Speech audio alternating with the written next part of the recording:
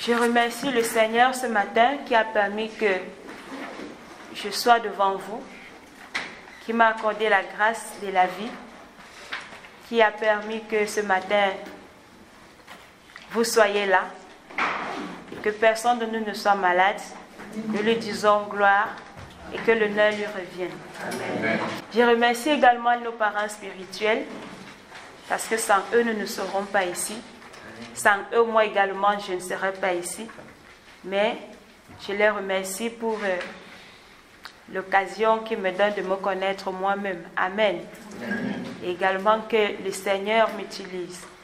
Amen. Amen. Ce matin, nous allons continuer avec notre enseignement. Notre thème du mois, c'est « Choisir l'essentiel ». Et la semaine passée, nous avons commencé, nous avons vu pourquoi Dieu nous a créés. Quand Dieu nous a créés, il nous a créés avec des objectifs. Il ne nous a juste pas créés par le fruit du hasard. Et nous avons vu que même les enfants que nous accouchons, qui ne sont pas comme nous, ce que les enfants non désirés, nous ne pouvons pas dire que c'est le hasard. Parce qu'il y a des femmes qui cherchent les enfants, ils sont prêts à dépenser tout ce qu'elles ont, mais elles ne peuvent pas avoir l'enfant malgré tout ce qu'elles ont et tout ce qu'elles mettent en œuvre pour avoir l'enfant. Mais toi, tu te dis non, je suis pauvre, je n'ai rien, pourquoi je tombe enceinte? Tu te dis que c'était un accident, c'était un fruit du hasard. Il n'y a pas le hasard.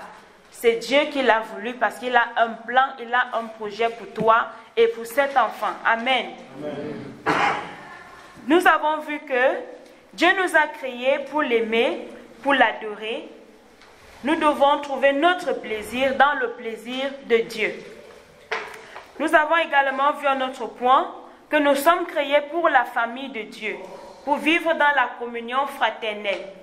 Dieu nous appelle pour faire partie, pour être membre de sa famille. C'est pour cela que nous sommes à l'église. Nous avons vu que la famille de Dieu, c'est l'église. Si nous sommes ici, nous nous appelons frères, sœurs. C'est dans la famille qu'on trouve les frères, c'est dans la famille qu'on trouve les sœurs. Et que pour cela, nous avons besoin de nous porter les fardeaux, nous avons besoin de prier les uns pour les autres, nous devons nous assister les uns pour les uns les autres. C'est ça l'objectif de la famille. Quand on est dans la famille, on ne vit pas seul. Amen. Nous avons besoin de la chaleur des autres. Nous avons besoin de se sentir aimés. Donc, c'est ça l'objectif de la famille. Et dans la famille de Dieu, Dieu nous a aimés. Et nous également, nous devons l'aimer et nous devons aimer nos frères. Si nous détestons nos frères, nous ne pouvons pas dire que nous aimons Dieu qu'on ne voit pas. Donc, commençons à aimer nos frères pour aimer Dieu. Nous avons également vu qu'il y avait trois raisons pour lesquelles nous devons nous aimer les uns pour les autres. Cela nous rend, quand nous nous aimons les uns pour les autres, cela nous rapproche de Dieu. Dieu veut que nous apprenions à nous entendre entre nous, à résoudre nos problèmes ici sur terre. Nous devons apprendre à nous pardonner les uns les autres. Nous devons également accepter les autres tels qu'ils sont. C'est ça la famille, parce que chacun est unique à son genre. Amen. Aujourd'hui, nous allons voir un autre objectif de Dieu pour notre création. Dieu nous a également créés pour ressembler à Dieu. Troisième objectif, Dieu nous a créés pour le ressembler. Ce matin, Dieu veut nous rendre conformes à l'image de Jésus-Christ. Nous allons lire le livre de Romains 8, verset 29. Romains 8, verset 29.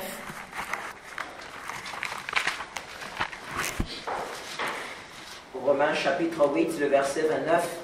Car ceux qu'il a connus d'avance, il les a aussi prédestinés à être semblables à l'image de son Fils, afin que son Fils fût le premier-né entre plusieurs frères. Amen. Dieu, le plan de Dieu, dès le début, dès la création, était que l'homme ressent, que nous puissions ressembler, nous puissions le ressembler. Nous devons ressembler. Il nous a créés à son image. non pas pour prendre sa place, non pas pour être de Dieu, mais pour le ressembler dans notre manière de réfléchir, pour porter la responsabilité de la création, pour également répondre à son amour et vivre les choses de la sainteté. Dieu est saint et nous a créés pour ressembler à son Fils Jésus-Christ. C'est pour cela que Dieu il nous a donné un modèle auquel nous devons ressembler. C'est pour cela qu'il nous a donné son Fils. Son Fils est mort sur la croix pour nous. Et son Fils a vécu ce que nous sommes en train de vivre. Il a pris la forme humaine afin que nous, en tant qu'humains, nous puissions le ressembler et afin que nous soyons comme l'image nous soyons à l'image de Dieu. Amen. Amen. Mais Dieu, ça c'était la volonté de Dieu au début quand il nous a créés. Mais le péché est venu perturber les choses. Le péché est venu faire entrave entre nous et Dieu. Dieu, dans son immense amour, nous a créés parce qu'il nous aimait, parce qu'il avait des projets de bonheur et non des projets de malheur avec nous. Mais le péché est venu mettre la séparation, le péché est venu nous éloigner de notre Dieu. Mais même comme le péché est venu, le plan de Dieu pour nous n'a pas changé. Il demeure toujours et il reste le même. Les projets de Dieu, ce n'est pas parce que nous avons péché que les projets de Dieu pour nous sont devenus les projets de malheur. Ils continuent à rester les projets de bonheur. Mais nous devons prendre conscience que notre Père nous aime et que notre Père a des projets de bonheur à notre égard. Parfois, on se pose la question de savoir à quoi ressemble une personne qui est comme une personne qui est en phase avec Dieu, une personne qui fait la volonté de Dieu. Parce que quand on parle, vous devez être saint, vous devez vous purifier, il y a des gens qui disent qu'il n'y a pas de juste. Tout le monde dit, ces choses c'était juste pour eux, pour que les Écritures s'accomplissent. Mais il n'y a personne vraiment qui peut être comme Christ. Nous nous attendons à voir de ces êtres qui sont purs, ces êtres qui ne pêchent pas, ces êtres qui sont sans tache. Personne ici n'est sans tache. Tout le monde a des défauts, tout le monde a quelque chose, mais nous devons juste prendre conscience que non, à ce moment-ci, j'ai failli, je dois me relever. Amen. La semaine passée, on a vu que la vie chrétienne n'est pas une ligne droite, c'est une ligne ondulée où on est en haut, on chute.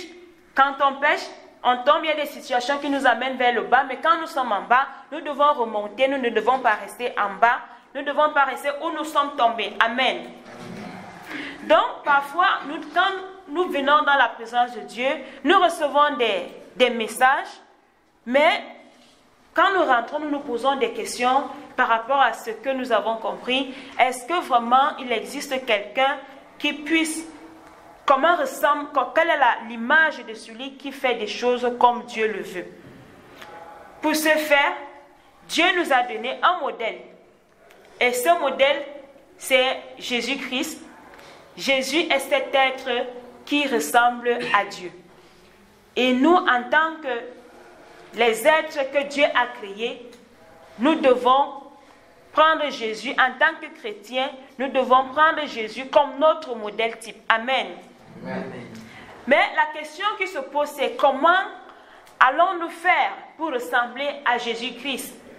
On nous dit nous devons ressembler à Jésus-Christ. Dieu nous a créés pour ressembler à Jésus, pour lui ressembler. Mais comment est-ce que nous allons le faire? Est-ce que c'est par un coup de magie? Est-ce que, comme les choses spirituelles dépassent l'entendement de l'homme, est-ce que c'est par la voie des marabouts, ou bien par la magie, ou par la sorcellerie, ou bien par des pratiques occultes? Non. Les choses de Dieu, les choses spirituelles ont un canevas, elles ont des étapes. Il y a un processus que nous devons suivre pour ressembler à Christ. Donc, la première des choses, nous avons besoin d'une croissance. Nous avons besoin de fonctionner. La ressemblance à Christ n'est pas juste par un claquement de doigts comme la magie, mais c'est un processus. C'est étape par étape, c'est graduellement qu'on ressemble à Christ. Nous avons vu la fois passée que on ne change pas quelque chose, un défaut juste en un seul jour. Mais c'est au fil du temps, par exemple, ceux qui sont rancuniers, pour que la rancune parte, il faudrait que tu sois capable de supporter ce que tu ne supportais pas avant. Et là, tu sais que tu as changé. Si peut-être quelqu'un ne te disait pas ce qu'il pense, comme il veut avant, mais pour que tu saches que tu as changé, il faudrait que tu sois capable de suivre ce que les gens disent de toi, qui n'est pas bon, de suivre les mauvaises choses que les gens parlent à ton égard. Tu sois capable de savoir, de regarder quelqu'un qui te piétine exprès et de ne pas considérer ça comme une offense. C'est à ce moment-là qu'on constate que nous avons changé. Et ceci, c'est progressif. Amen. En tant que chrétien, la première chose, c'est la nouvelle naissance. C'est la nouvelle naissance qui fait de nous les enfants de Dieu. Ensuite, nous devons grandir. Et quand nous grandissons, nous ne grandissons pas d'un coup. Même le maïs ne grandit pas un seul jour. Amen. Amen. Nous devons passer par des étapes jusqu'à devenir des chrétiens matures. Pour cela, je vais prendre un exemple d'un enfant. Je ne vais pas prendre du maïs. Je vais prendre l'exemple d'un enfant qui naît. Quand un enfant naît, il est bébé, il dépend entièrement de ses parents. Un bébé ne peut pas se nourrir. Un bébé ne peut pas s'habiller. Un bébé ne peut pas prendre soin de lui. Donc, après la naissance, un bébé, l'être humain est totalement dépendant des autres. Et l'être humain est totalement dépendant de ses parents parce que c'est le parent, ce sont des parents qui sont plus proches d'un bébé. Amen. Après cela, nous grandissons et jusqu'à ce que nous allons atteindre l'âge adulte. Mais avant d'atteindre l'âge adulte, nous atteignons, après avoir, quand un enfant naît, il rampe, un moment, vers 2 ans, à l'âge de 2 ans, ce sont des enfants qui n'ont aucun problème. Ils sont toujours contents, ils sont toujours joyeux. Parfois, on se demande s'ils sont fâchés, peut-être s'ils ont faim. Quand nous traversons cette étape où nous sommes toujours joyeux, des êtres toujours contents, on atteint l'étape de l'adolescence. Avec les crises, un adolescent, il commence à s'affirmer, il commence à s'imposer et parfois il se heurte à ses parents. Le parent dit ceci et tu ripostes, tu dis ce que tu penses, ce que tu veux. Ce n'est pas toujours joyeux parce qu'à un moment, l'enfant, quand il atteint 15 ans, 18 ans, 20 ans même, il se croit qu'il connaît déjà tout, il pense qu'il peut se comparer aux parents, il a beaucoup de choses qui traversent sa tête. Et là, c'est parfois un moment difficile pour les parents. Parce que si tu ne cadres pas bien ton enfant, il est fort possible qu'il s'égare en ce moment, il est fort possible que tu le perdes. Et à ce moment, parfois même l'éducation que tu as donnée à ton enfant dès le bas âge, parfois tu te demandes si c'est le même enfant que tu as éduqué. Ça, ce sont les étapes de la croissance. Mais, quand il devient mature, un moment, il redevient conscient.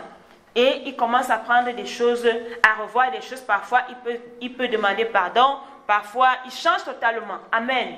Il en est de même avec le chrétien.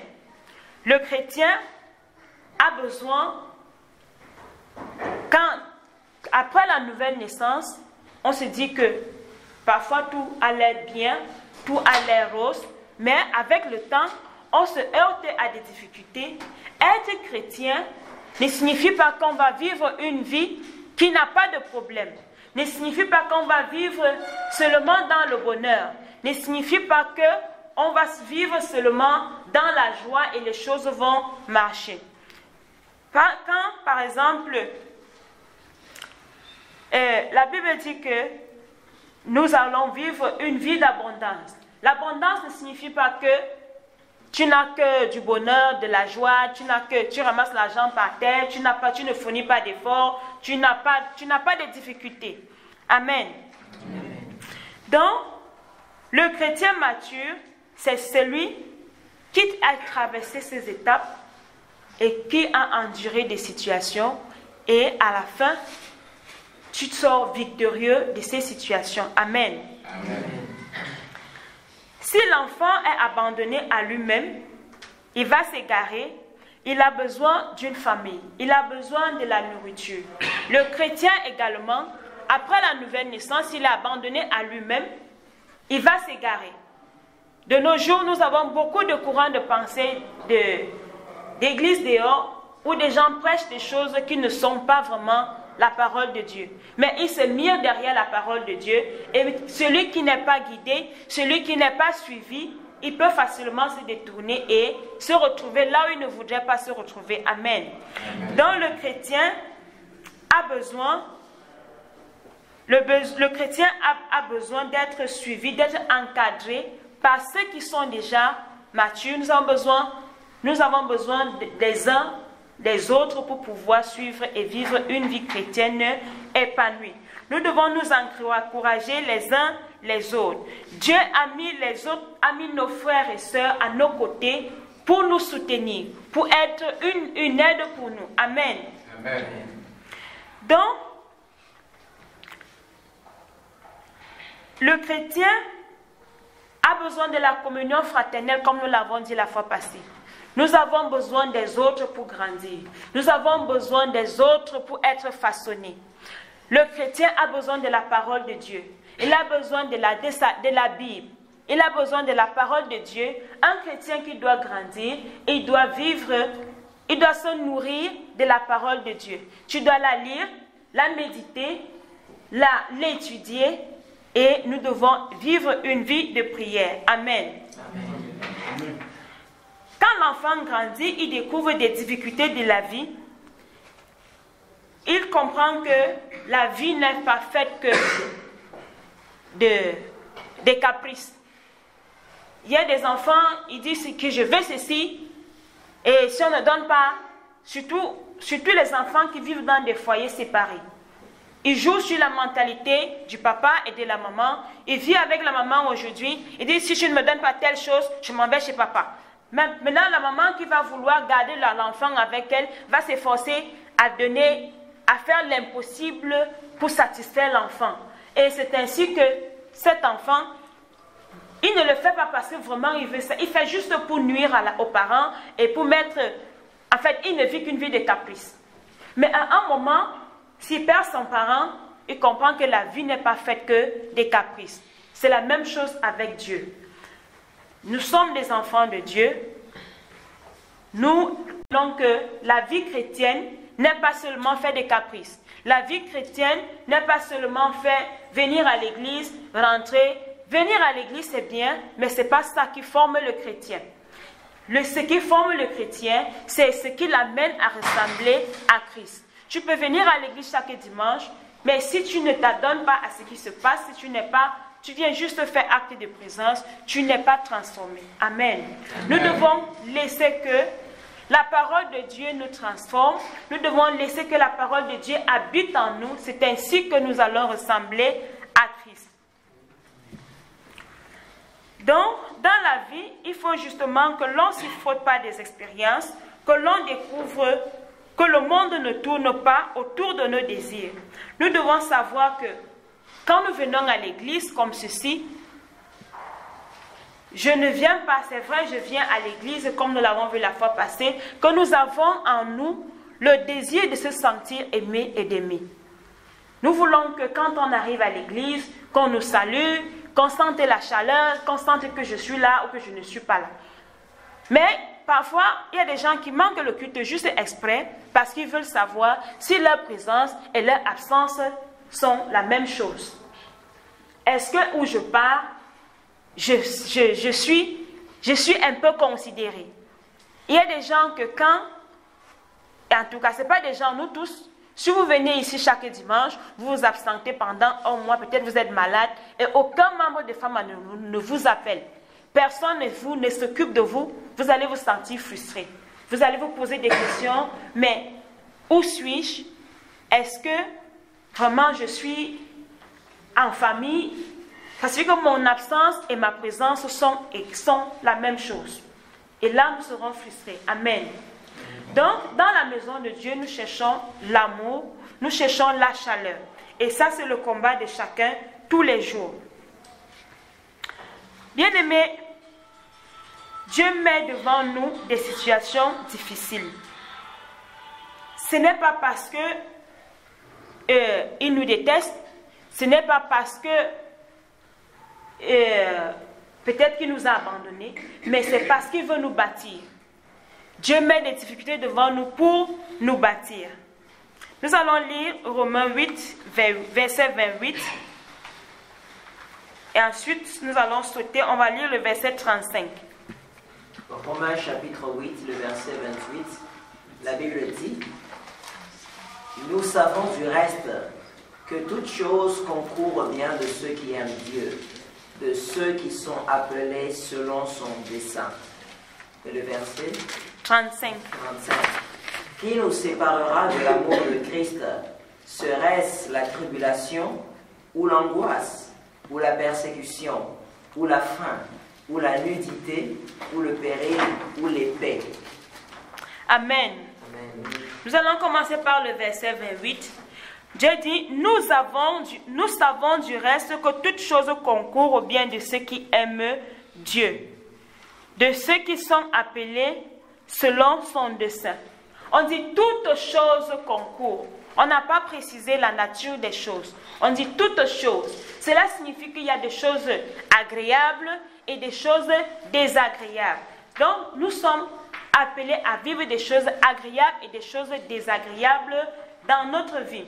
Par exemple, nous pouvons vivre la joie, nous pouvons vivre le bonheur, nous pouvons vivre le succès et en même temps, nous pouvons également vivre la détresse, l'angoisse, la persécution, le danger, la maladie et même l'épée. Donc, nous pouvons, par exemple, le verset 35 dit, « Qui nous séparera de l'amour de Christ? Sera-ce la tribulation ou l'angoisse ou la persécution ou la faim ou la nudité ou le péril ou l'épée. » Le verset 28 nous dit d'abord que toute chose concourt au bien de ceux qui aiment Dieu. Ces choses sont mélangées, ce qui sont des bonnes choses et les mauvaises choses. Maintenant, est-ce que si les mauvaises choses arrivent, tu vas abandonner la foi parce que ces choses te sont arrivées? Mais le verset 35 nous pose la question, qu'est-ce qui nous séparera de l'amour de Dieu? Est-ce la persécution? Est-ce l'épée? Est-ce le péril? Cela signifie que, bien-aimés, en tant que chrétiens, nous avons des situations qui peuvent nous accabler. Nous pouvons passer par des difficultés. Même Jésus-Christ est passé par des difficultés.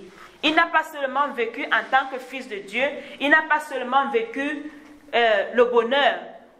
Dieu pouvait bien l'épargner de tout ça parce que c'était son fils et Dieu est le Dieu qui a toute puissance. Il pouvait bien dire que non, mon fils ne peut pas traverser ces choses et il pouvait l'épargner de ces choses. Mais si Dieu n'a pas épargné son propre fils des difficultés, des épreuves, ce n'est pas à nous qui va épargner. Étant donné que Dieu veut que nous ressemblons, que nous lui ressemblons, ça signifie que nous devons passer par ce par quoi son fils également est passé. Amen. Amen. Dieu est plus grand que les hommes. Bien-aimés, être chrétien ne signifie pas que nous avons une vie sans difficulté, mais une vie faite de victoire face aux difficultés. La Bible dit que le malheur atteint toujours le juste, mais Dieu l'en délivre toujours. Mais l'Éternel en délivre toujours. Donc, tu as des difficultés, tu vis des situations difficiles, tu vis même l'injustice, mais Dieu t'en délivre toujours. Tu sors toujours vainqueur dans ce que ce par quoi tu traverses. Dans nos difficultés, nous les traversons et à la fin nous avons une victoire. Amen. Amen. Dieu est plus grand que ce que les hommes peuvent dire. Dieu est plus grand que ce que nous pensons. Amen. Parce que c'est lui qui connaît le plan qu'il a pour nous. Quand une situation nous arrive, Dieu connaît déjà pourquoi il a mis cette situation devant nous. Mais ce que nous faisons parfois, c'est quand une situation arrive, nous nous lamentons juste et nous oublions de nous poser la question, qu'est-ce que Dieu veut me faire comprendre à travers cette situation? Quelle est la leçon que je tire de ceci? Parfois c'est douloureux, mais ce qui est sûr, Dieu nous fait traverser cette situation et nous avons la victoire sur la situation, malgré nos larmes, malgré le temps que ça peut prendre. Amen. Amen. Donc, tout n'est pas bien, mais tout peut servir pour nous rendre à l'image de Christ. Dieu est plus grand, Dieu peut utiliser même nos ennemis. La Bible dit que quand Dieu approuve les voies d'un homme, il utilise même favorablement ses ennemis pour son bien.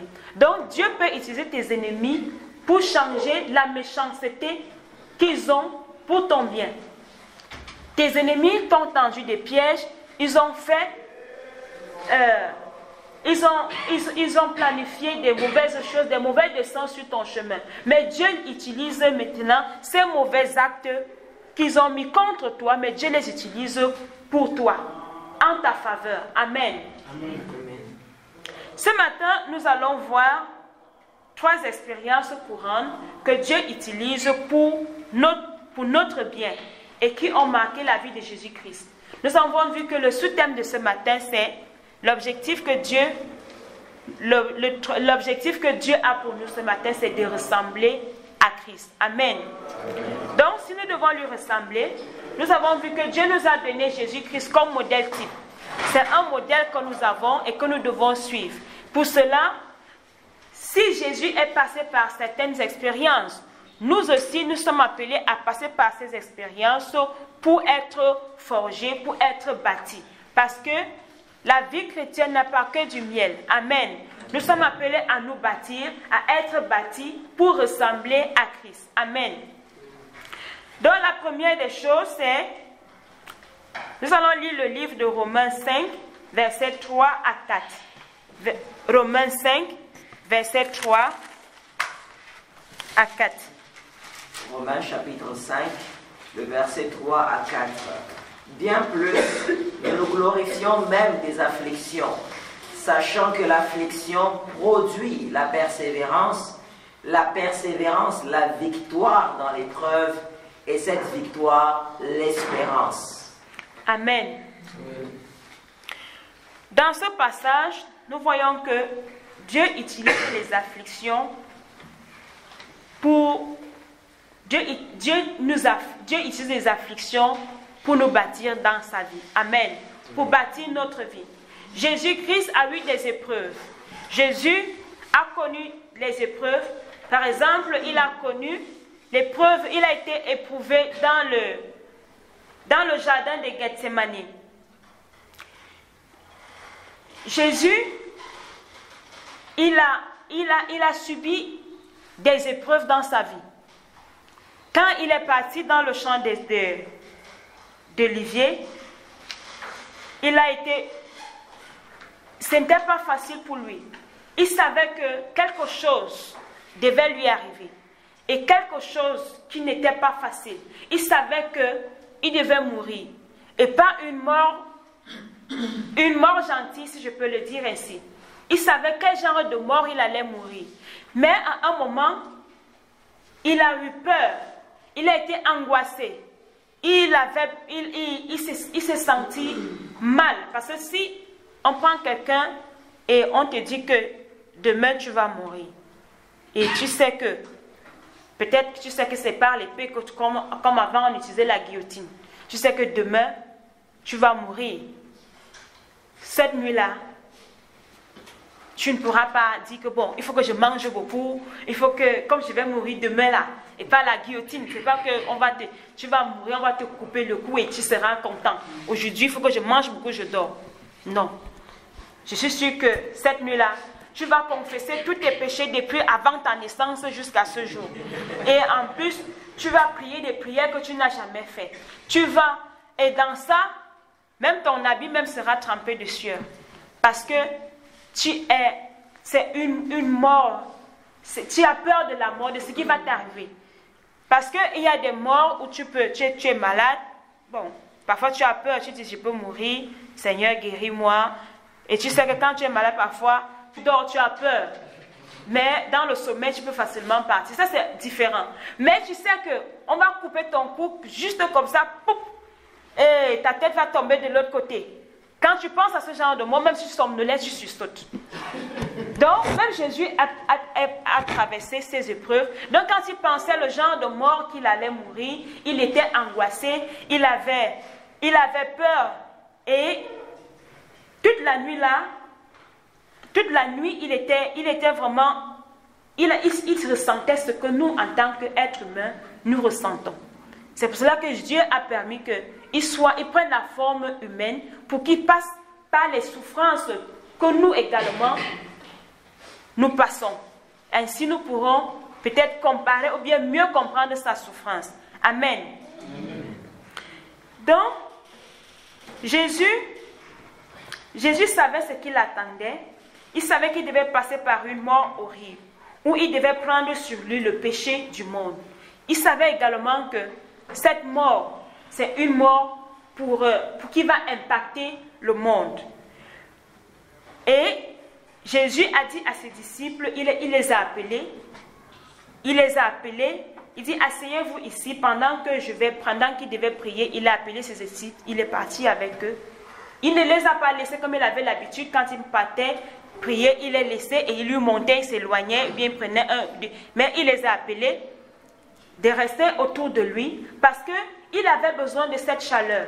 Il avait besoin de se sentir en famille. Même Jésus a eu besoin des autres. Juste leur présence le remontait un peu. Amen. Donc, il a dit, mon âme, Jésus a commencé à éprouver de la frayeur et des angoisses. Il leur dit, mon âme est triste jusqu'à la mort. Restez ici et veillez. Au verset 34. Au verset 34, il dit,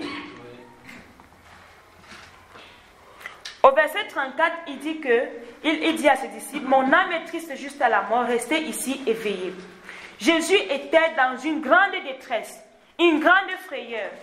Mais nous pouvons avoir sa réponse au verset 36 du chapitre 8.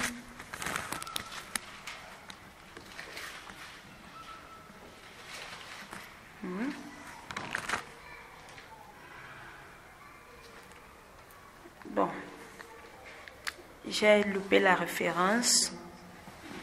Bon, on va continuer. Quand Jésus a appelé ses disciples, il a dit qu'il leur a demandé de rester avec lui. Mais sa réponse, il dit que Jésus a remis tout à Dieu. Quand ce moment est arrivé, il n'a pas dit que peut-être il faut que je m'enfuis, il faut que peut-être que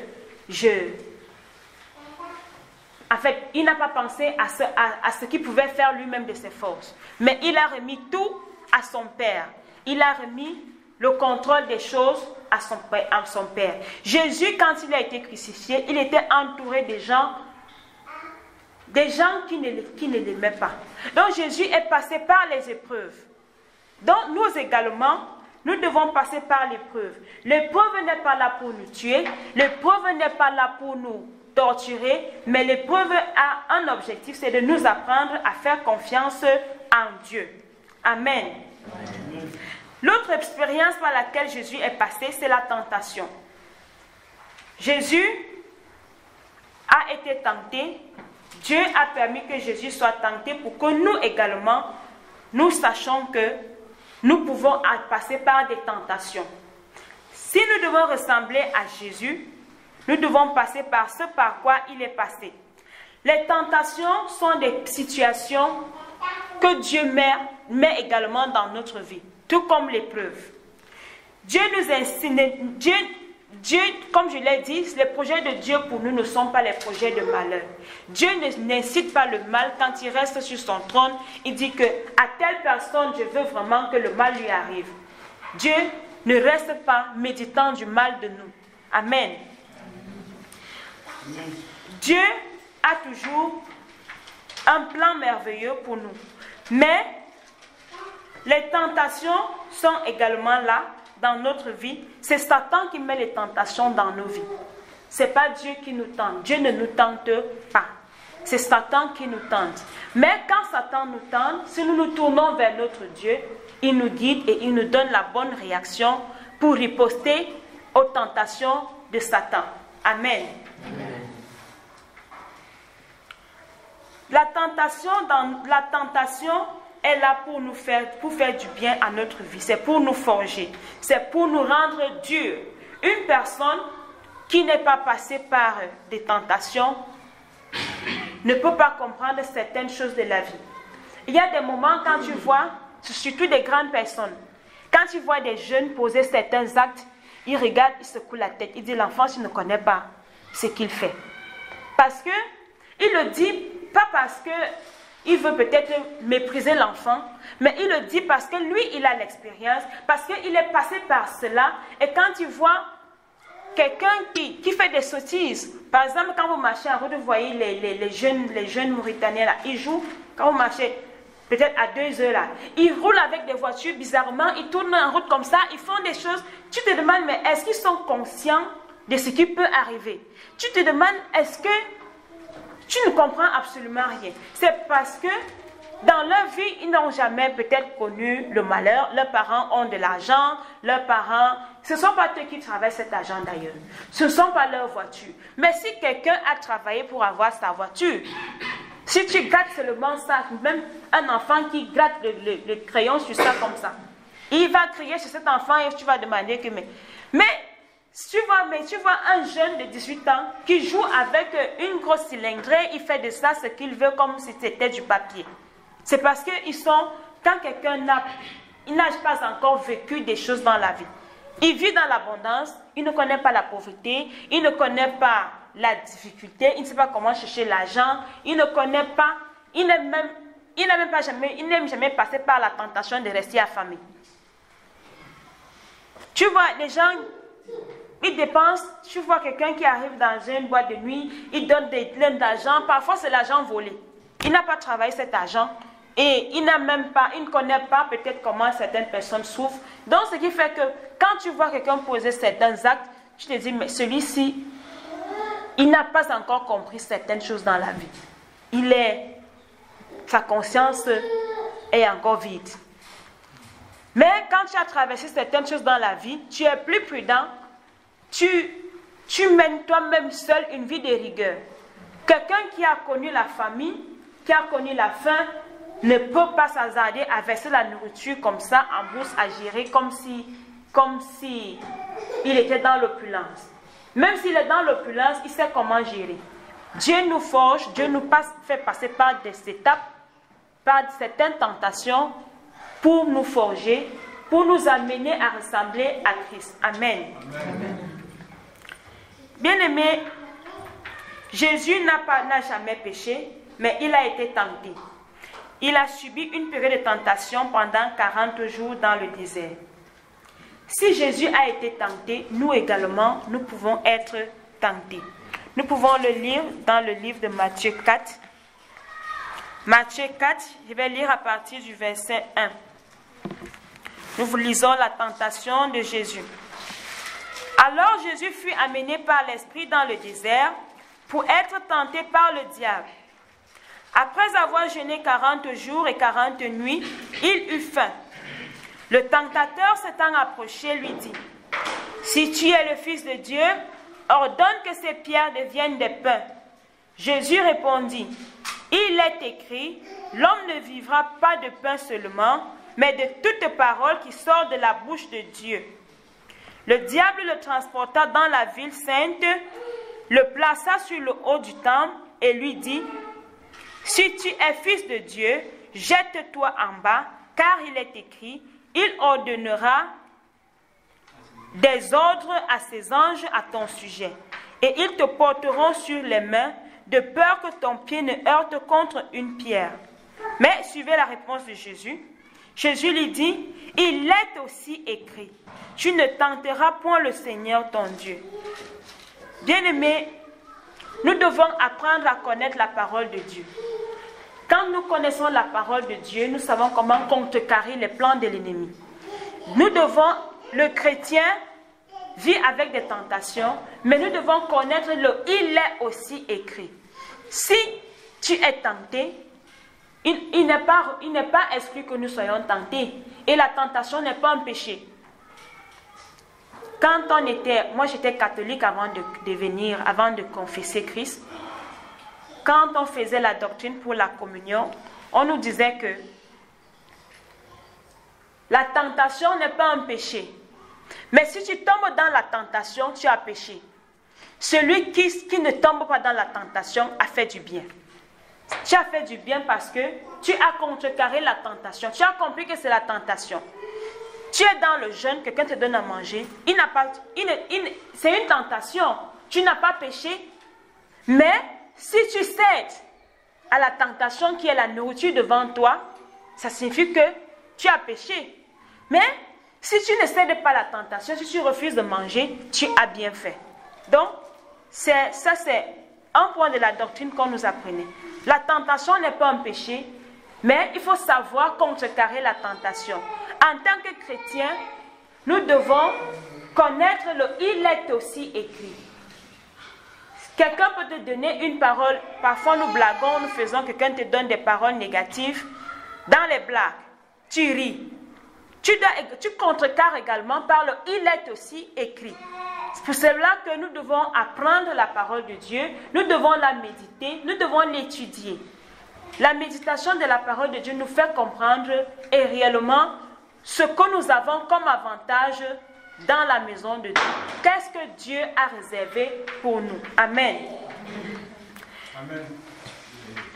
Donc, Jésus a continué, le diable a continué à tenter Jésus. Il dit, le diable le transporta encore sur une montagne très élevée, lui montra de tous les royaumes du monde et leur gloire, et lui dit, je te donnerai toutes choses si tu te prosternes et m'adores. Jésus lui dit, retire-toi, Satan, car il est écrit, tu adoreras le Seigneur, ton Dieu, et tu le serviras lui seul. Alors le diable le laissa, et voici les anges vinrent auprès de Jésus et le servaient. Bien-aimés, comme je disais, la tentation n'est pas le péché, mais nous devons savoir comment contrecarrer la tentation. Dans notre vie, nous serons tentés. Nous ne pouvons pas, tant que nous vivons sur cette terre avec des êtres humains, nous serons tentés. Nous ne pourrons pas échapper à la tentation. Mais nous devons connaître que chaque tentation est une occasion pour nous, est une occasion de nous faire du bien. Parce que si je peux déjà reconnaître que ça c'est la tentation, c'est une bonne chose. Parfois nous sommes aveugles. Parfois c'est quand la chose nous est déjà arrivée que nous comprenons que tiens, ça c'était une tentation que je pouvais éviter. Donc, nous devons faire le bon choix quand nous sommes face à une situation. Nous devons savoir contrecarrer la tentation. C'est un pas vers la ressemblance à Christ. Jésus a su contrecarrer toutes les tentations auxquelles Satan l'avait soumis. Mais si nous également nous sommes appelés à ressembler à Christ, nous devons également savoir comment contrecarrer les projets de l'ennemi, les tentations dans nos vies. Amen. Amen. La tentation nous teste pour savoir ce que nous aimons plus dans la vie. Généralement, nous avons un péché mignon. Et parfois, nous combattons avec ce péché, nous voulons abandonner, mais nous ne parvenons pas à abandonner. Mais c'est la tentation qui te fera savoir si tu es encore dans ça ou si tu n'es plus dans ça. Amen. Amen. Par exemple, si tu aimes l'argent facile, maman a l'habitude de prendre des exemples, elle dit le droit de l'œil. Si tu es de ceux-là qui aiment le droit de l'œil, moindre chose, tu cherches toujours ton intérêt. Tu es venu dans la présence de Dieu, on a prêché, tu as compris que ce n'est pas bien. Mais comment feras-tu quand tu vois les gens qui sont en train de faire des choses derrière? Qu'est-ce que tu fais? Est-ce que tu vas continuer à exiger le droit de l'œil ou bien tu vas cesser de le faire? Pour que tu saches que tu n'es plus, quand tu vois, tu trouves les gens dans une situation pareille, soit d'abord tu fermes tes yeux, tu fais comme si tu n'as rien vu. Là, tu n'auras pas le droit de l'œil. Tu as vu et tu n'as pas vu et ça ne te regarde pas. Peut-être tu peux leur dire ce que vous faites n'est pas bien. Mais tu vois les gens qui ont volé de l'argent, ils sont en train de se partager et tu sais que ça, c'est quelque chose qui peut ruiner l'entreprise. Mais tu pars toujours, Seigneur, je fais comment? Ah, l'argent. Ce qui est sûr, il y a une voix qui nous parle. Il y a toujours une voix qui nous parle, mais étant donné que parfois nous aimons cette chose plus que Dieu, nous faisons taire cette voix et nous retombons. Là, j'ai vu, mais où est ma part? Quoi? Si vous ne me donnez pas, je ne vais pas dire. Pourquoi? Tu continues à exiger ce que tu as vu, tu veux ta part. Quand ils ont fait, tu n'étais pas là. Maintenant que tu as vu, tu es présent. C'est-à-dire qu'il y a des gens qui aiment l'argent facile. Qu'est-ce que tu as travaillé dans cet argent? Rien. Tu vois la chose de trouver posée, tu ramasses. Il y a des gens qui volent même pour rien. Même si ça ne va même pas, mais ils prennent d'abord. Pour savoir que tu n'es plus dans cette situation, ce sont des tentations. Ce sont des choses que nous prenons conscience que ce n'est pas bien dans nos vies et que nous voulons changer. Mais tu arrives, tu passes dans la chambre de quelqu'un de ton ami, tu vois l'argent posé. Tu fais d'abord un pas, tu regardes. Est-ce qu'il y a quelqu'un qui me voit? Tu refais, tu rentres en arrière. Tu ne guettes pas la fenêtre. Après, tu passes la main et tu ramasses comme si de rien n'était. Même s'il y a des gens qui volent même devant vous. Vous ne voyez pas comment il a ramassé. Mais vous êtes là, il suffit juste que quelqu'un regarde l'autre, il pose la main, après il soutient doucement. Après vous allez vous... Mais qui appuie? Mais on était là tous, mais pourtant la personne a ramassé. Donc, à partir du moment où tu peux vous reconnaître que vraiment, je suis tenté, c'est déjà un avantage. Et à partir du moment également que tu sauras refuser cette tentation, tu dis non, j'aime plus Dieu que cette chose qui me tente.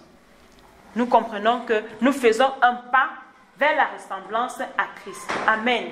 Amen. La tentation est là pour nous faire obéir à Dieu. Parce que la voix qui nous parle, elle ne nous parle pas peut-être pour nous forger, non. La voix là nous parle pour nous inciter à obéir à la volonté de Dieu. C'est une voix qui nous parle. Si tu ne fais pas ce qui te tente, c'est que tu es en train d'obéir à la volonté de Dieu. Tu obéis à la petite voix qui te parle. Donc, la tentation est là pour nous tester si nous sommes obéissants à notre Dieu. Amen. Nous allons voir la troisième expérience que Jésus a vécue, que nous également nous sommes en train de vivre chaque jour et en quoi nous ressemblons à Jésus. Jésus a subi les injustices. Dans la vie, il y a des gens qui nous blessent, il y a des gens qui nous persécutent, il y a des gens qui nous agressent, il y a des gens qui subissent des viols et ils sont traumatisés, il y a des gens qui nous maltraitent même dans la vie. En fait, il y a des gens qui nous font des choses qui nous blessent profondément. Des choses que nous disons que non, cette personne, même si je pars dans la tombe, je ne peux pas pardonner la personne. Donc, ce sont des injustices dans la vie. Parfois, tu as droit, tu sais que tu as raison, mais parce que tu n'as pas le poids, peut-être parce que l'autre a les moyens plus que toi, on a vu des gens que leur maison, leurs propriétés leur ont été enlevées parce que leur adversaire était plus fort qu'eux. Et à cause de l'injustice, ils ont perdu. Même si ceux qui le jugent connaissent la vérité. Nous faisons face à beaucoup d'injustices.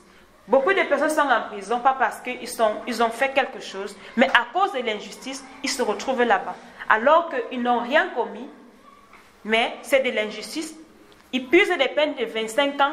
Si tu passes 25 ans en prison, c'est une moitié de ta vie. Si on dit que la moyenne d'âge de longévité, c'est 50 ans, tu passes 25 ans de ta vie en prison et tu dois mourir en 50 ans. Vous voyez que, et si tu pars en prison à 18 ans, tu passes 25 ans en prison, il te reste combien d'années pour te réjouir, pour bâtir ta vie? Tout ça, c'est l'injustice. Si tu n'as vraiment pas un cœur de Dieu, tu ne peux pas pardonner cette personne qui t'a envoyé en prison pour rien. Amen. Amen. C'est pour cela que nous sommes appelés à ressembler à Christ. C'est si tu ressembles à Christ que tu peux être capable de digérer les injustices que nous avons subies. Amen. Amen. Pardon. Il est parfois difficile de pardonner des personnes qui nous ont offensés. Il y a des gens qui disent parfois que Dieu est injuste. Pourquoi? Parce que quelqu'un t'a offensé durement et vraiment, sur toute la ligne, tu as raison. Mais tu arrives à l'église, quand tu suis la parole de Dieu, on te demande de pardonner la personne et de faire ceci. On avait un de nos pasteurs qui disait, un pardon qui se fait sans larmes n'est pas un pardon. Parce que c'est quelque chose qui te fait mal, que tu refuses vraiment d'abandonner. Et là, tu pleures parce que tu veux vraiment, tu vois la douleur, tu pèses la douleur par rapport à l'amour de Christ. Mais l'amour de Christ qui est en toi domine et c'est ça qui te permet d'effacer cette chose dans ton cœur. Et l'amour de Christ guérit cette blessure. Mais si toi, tu vas continuer à gérer cette chose avec ta force, l'amour de Christ ne pourra pas guérir cette blessure dans ton cœur. Et quels que soient les efforts que tu pourras fournir, tu resteras rancunier. Même si tu dis, vraiment j'ai pardonné, j'ai fait ceci, mais quand tu vois la personne et que la personne fait juste une blague de mauvais goût, tu reviens sur ce qui s'était passé. Ça prouve que tu n'as pas pardonné. L'amour de Christ n'a pas encore rempli ton cœur pour que tu puisses être capable de guérir de cette blessure. Amen. Amen.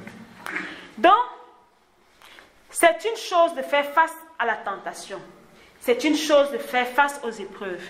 Mais l'injustice fait plus mal que la tentation ou l'épreuve. Amen. Amen. Nous devons apprendre à supporter ces blessures et à abandonner la vengeance. La Bible dit qu'à moi la vengeance et la rétribution. Si tu te venges toi-même, tu ne pourras peut-être même pas savoir comment te venger. Mais si tu le remets à Dieu, tu laisses la vengeance à Dieu, Dieu pourra mieux te venger. Donc, abandonnons la vengeance ce matin. Abandonnons les rancœurs. Ainsi, nous allons ressembler à Christ. Nous faisons un pas. Nous avons vu que ressembler à Dieu n'est pas chose facile. Ce n'est pas juste d'un revers de la main. Mais c'est un processus. Nous savons que ce n'est pas du tout facile, mais c'est la volonté de Dieu de pardonner nos frères. Dieu n'a pas protégé son Fils contre les injustices. Jésus a été incompris, il a été blessé, il a été jugé, il a même été maltraité. Alors nous aussi nous sommes appelés à passer par là parce que nous voulons ressembler à Christ. Nous ne serons pas exempts de l'injustice. À la croix, Jésus n'a pas seulement porté nos péchés, il est également mort avec des gens. Il est mort avec les gens qui le détestaient. Parfois, quand nous sommes face à une situation, nous voulons, si nous avons nos frères, nos sœurs qui viennent vers nous, bon, on essaie de digérer la situation. Mais si tu es face à une situation, on vient encore appuyer. Oui, tu mérites ça, tu aimes trop ça. Ça veut dire que, imaginons que tu es à la barre et les gens sont en train de donner des témoignages et ce sont les témoignages des gens qui peuvent te sauver de la situation. Et au lieu que les gens viennent donner des témoignages positifs, quelqu'un passe, il lance une parole négative. Tu mérites ça. C'est comme ça qu'il est toujours. Ça c'est que même la personne qui voulait même te pardonner comprend que, donc c'est son habitude. Mon frère, allez là, je ne te laisse pas. Si tu as l'habitude de le faire et tu vas continuer à le faire, et ainsi, ton adversaire ne va pas te lâcher. C'est comme si on lui donnait plus de force de te maltraiter, de te torturer. Mais par contre, si les gens passent, on dit des choses, ouais, mais c'est une bonne personne, comment on fait ça? Pourquoi la personne comprend que peut-être la personne n'a pas l'habitude de le faire, ce sont des situations qui acceptent peut-être l'erreur, ou bien la personne s'est retrouvée dans l'obligation de le faire. On comprend encore, mais quand les gens viennent t'accuser, ajouter des accusations, vraiment, ta situation, elle n'est pas facile. Ta situation, elle devient plutôt pire. Donc Jésus, quand il est mort, quand on l'a cloué à la croix, il avait autour de lui que des ennemis. Nous allons lire le Matthieu 27, verset 39 à 44. Matthieu 27. Matthieu 27, verset 39 à 44. Oui. La Bible dit, les passants l'injuriant et secouaient la tête en disant, toi qui détruis le temple et qui le rebâtis en 3 jours, sauve-toi toi-même. Si tu es le Fils de Dieu, descends de la croix. Les principaux sacrificateurs avec les scribes et les anciens se moquaient aussi de lui et disaient, il a sauvé les autres et il ne peut se sauver lui-même. S'il est roi d'Israël, qu'il descende de la croix et nous croirons en lui. Il s'est confié en Dieu, que Dieu le livre maintenant, que Dieu le délivre maintenant s'il l'aime.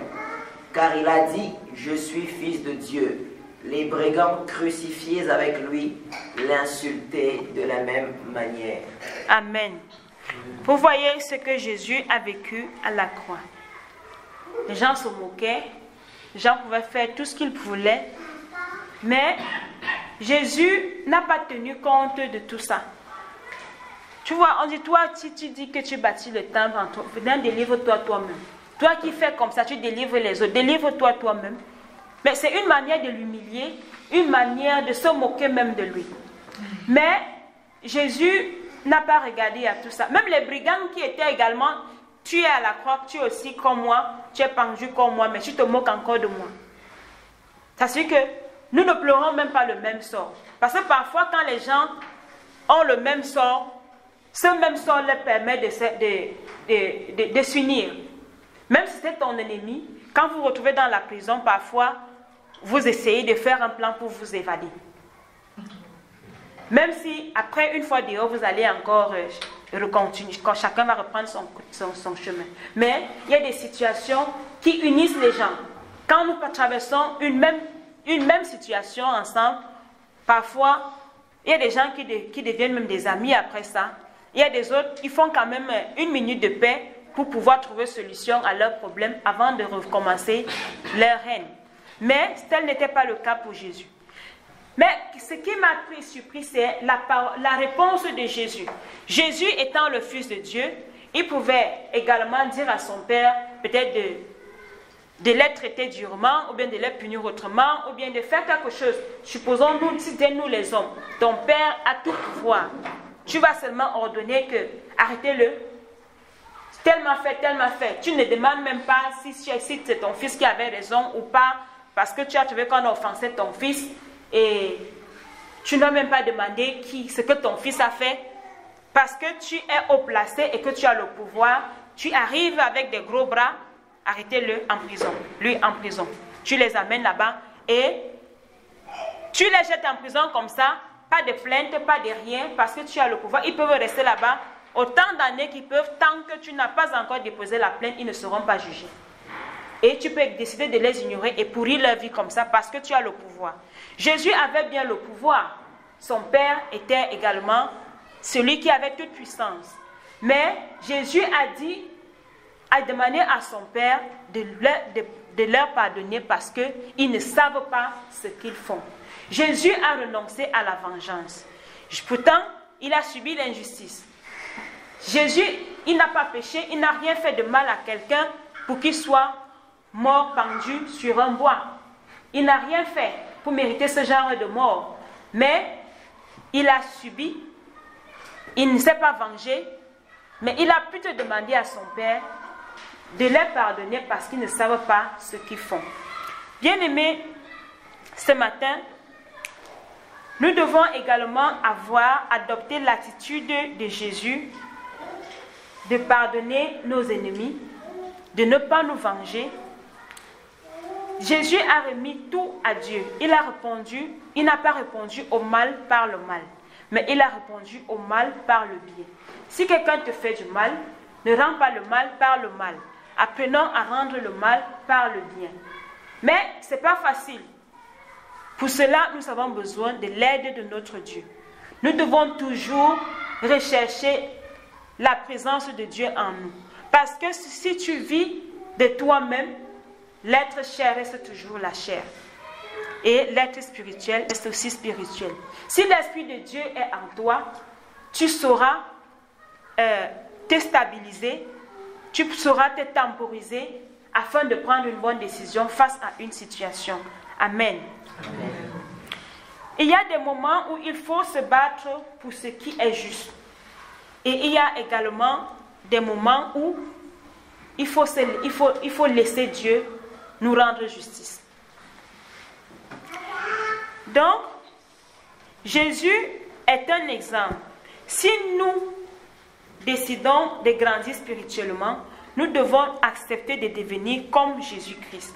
Nous devons apprendre à faire comme lui. Si tu dois ressembler à quelqu'un, c'est ce que tu fais comme cette personne. Si je dois ressembler, quelqu'un qui est comme mon idole, quelqu'un que j'admire tant, parfois on se retrouve à avoir les mêmes couleurs. Ce qu'il aime, c'est ce que j'aime. Ce qu'il fait, c'est ce que je fais. Il y a des gens que parfois quand tu vois la personne, tu sais que tu ressembles à ta mère. Ceux qui l'ont connu savent qu'ils font exactement, que tu fais exactement comme tel. Ceux qui font dans le monde spirituel, il y a des gens qui ont des mentors. Parfois, tu fais la même chose que ton mentor fait. Si Jésus-Christ est notre mentor, nous devons nous exercer chaque jour à être comme lui, à lui ressembler. Si nous sommes affligés, sachant que Jésus également a été affligé. Si nous sommes tentés, sachant que Jésus également a été tenté. Donc, si nous sommes blessés, sachant que Jésus a également été blessé et nous sommes en train de le subir parce que nous sommes à l'image de Jésus-Christ. Amen. Amen. Donc, nous devons apprendre à pardonner. Le pardon est l'une des qualités de Dieu. Si nous avons péché, Dieu nous a aimés, mais avec le péché, nous avons déçu Dieu. L'homme a déçu Dieu. Mais Dieu ne nous a pas abandonnés. Même de nos jours, tu peux être dans une société, les gens te jugent. Quand tu passes, les gens te pointent du doigt, les gens font. Mais Dieu ne te juge pas comme ces gens-là te jugent. Dieu, lui, il te voit comme son enfant avec plein d'amour et il te pardonne tout ce que tu as fait. C'est pour cela que quand nous péchons, nous ne devons pas rester dans ce péché. Nous ne devons pas rester que nous sommes tombés. Nous ne devons pas nous juger parce que quand nous nous jugeons, nous prenons des sentences qui sont plus difficiles et nous ne voulons pas savoir parfois ce que Dieu pense de nous. Mais Dieu veut que nous soyons reconnaissants, que tu prennes conscience et que tu demandes pardon. Et quand Dieu te pardonne, Dieu ne nous juge pas comme les gens nous jugent. Et parfois quand tu vois les gens, surtout la jeunesse, une jeunesse consciente, quand tu vois le jeune fuir l'église, c'est que ce jeune vit dans le péché. Un jeune qui vit dans le péché, parfois a peur de la présence de Dieu. J'ai été leader des jeunes chez nous. Tu as un mouvement des jeunes, mais subitement tu vois un jeune il trouve toujours des prétextes, toujours des excuses pour ne pas assister à l'église. Pourquoi tu n'es pas venu au culte? C'est parce que machin. Pourquoi tu n'es pas venu à la réunion des jeunes? Parce que ça signifie que toi, le leader, tu dois déjà comprendre qu'il y a quelque chose qui ne va pas dans la vie de ces jeunes. C'est là qu'ils s'éloignent petit à petit de la présence de Dieu. Mais tu ne vas pas l'abandonner ou bien dire que bon, comme tu as péché, c'est parce que tu vis dans le péché. Tu le ramènes et tu le fais comprendre, l'amènes à comprendre que il est toujours enfant de Dieu. Ce n'est pas parce qu'il a péché que Dieu l'a banni parmi ses enfants. Ce n'est pas parce que tu es pécheur que tu dois t'éloigner de la présence de Dieu. Mais Dieu, dans son immense amour, il nous pardonne nos erreurs. C'est pour là que nous également, nous devons pardonner. Et j'ai oublié la référence. Quand les disciples ont demandé à Jésus quelle est la prière que nous devons faire, il a dit, il a laissé le Notre Père. Mais il y a une partie qui dit, pardonne nos offenses comme nous pardonnons aussi à ceux qui nous ont offensés. C'est pourquoi Dieu nous a devancés dans nos pensées. Parce que nous sommes appelés à pardonner. C'est là qu'il dit que pardonne nos péchés, comme nous pardonne nos offenses, comme nous pardonnons aussi à ceux qui nous ont offensés. C'est un appel pour nous de savoir que nous devons pardonner également ceux qui nous offensent. Tu ne vas pas vouloir que Dieu te pardonne alors que toi, tu ne peux pas pardonner ton frère. Tu trouves que ce que ton frère t'a fait est plus douloureux que ce que toi tu fais à Dieu. Nous devons cultiver, si Dieu ne nous pardonnait pas, personne de nous n'allait être ici. Personne de nous n'allait être sauvé. Personne de nous n'allait espérer ce que nous espérons entre les mains de Dieu. Mais Dieu nous connaît tous ici, même dans ce que nous pensons que nous cachons. Nous pouvons cacher certaines choses à nos frères, à nos sœurs, comme nous sommes là. D'autres pensent qu'ils peuvent voiler. Comme nos cousins disent, la nuit, Dieu dort. Ça signifie que pour toi, tu penses que Dieu dort. Il y a des moments que Dieu dort, mais Dieu te voit. Dieu ne dort ni ne sommeille. Ce que tu fais, même quand tu es seul, Dieu voit et il connaît. Ce que tu caches dans ton cœur, profondément, Dieu connaît, ça fait plus mal. Dieu connaît les tribulations que tu as eues. Dieu connaît les persécutions que tu as eues. Il connaît ce qui te fait mal. Que quand on te touche à ce point-là, tu sors de tes gonds. Mais il ne regarde pas à ces choses-là. Il nous pardonne et il nous accepte. Et ses projets pour nous demeurent les mêmes projets de bonheur et non de malheur. Donc, cultivons le pardon. C'est une manière. Si Dieu a ce cœur de pardon, étant donné que ce jour nous sommes appelés à ressembler à Christ, nous devons également cultiver le pardon dans nos vies. Donc, en conclusion, Dieu veut nous rendre semblables à Jésus-Christ. Il va nous faire vivre ce que Jésus a vécu, à savoir les épreuves. Les épreuves sont là pour nous faire avoir confiance en Dieu. Parce que c'est dans l'épreuve, quand tu es dans une situation, tu lèves les yeux vers le Seigneur. Je lève mes yeux vers les cieux, d'où me viendra le secours. Tu ne peux pas lever les yeux quand tu n'as pas de problème.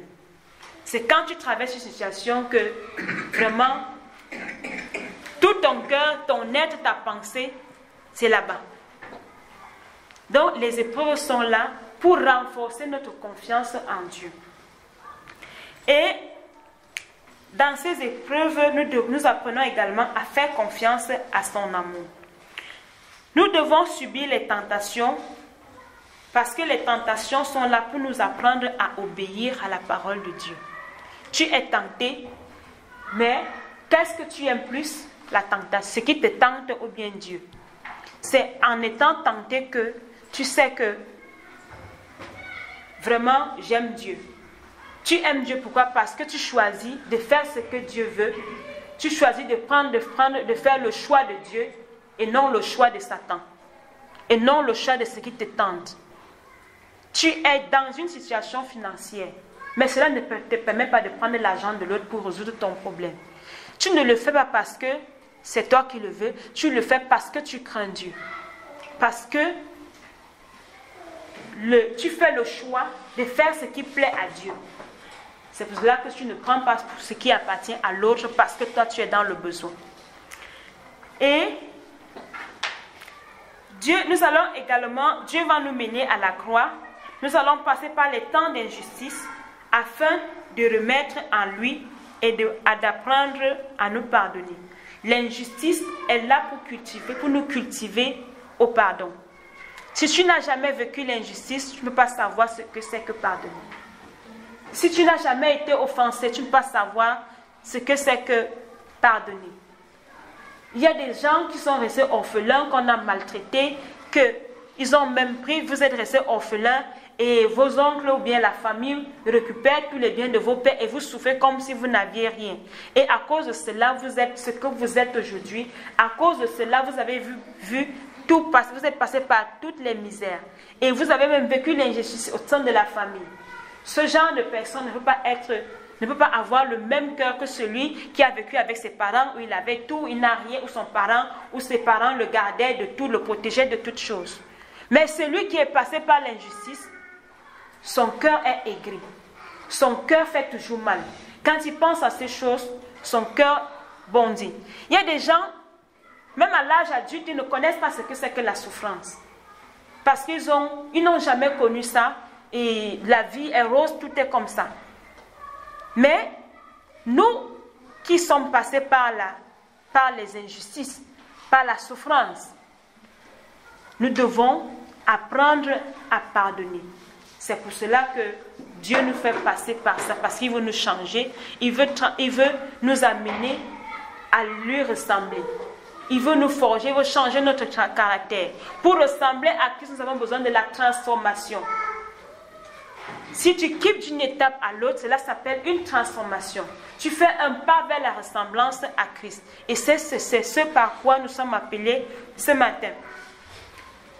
La Bible nous demande d'avoir des sentiments, les sentiments qui étaient en Jésus-Christ. Si nous avons les sentiments que Jésus avait, nous allons voir que nous allons ressembler à Christ. Et nous allons faire des exploits dans la marche chrétienne. Et nous allons faire des exploits avec Dieu. Donc, bien-aimés, tout ceci ne dépend pas de nous. Nous avons bien la volonté de le faire. Mais nous devons, en toute chose, remettre nos problèmes, nos difficultés en Jésus. Nous devons remettre tout ce par quoi nous traversons à Dieu parce que ce n'est pas par notre force. De nous-mêmes, nous ne pouvons rien. Mais avec Dieu, nous pouvons tout. Même ce qui est l'impossible, il est le Dieu des impossibilités. Et rien n'est impossible à Dieu. Amen. Amen.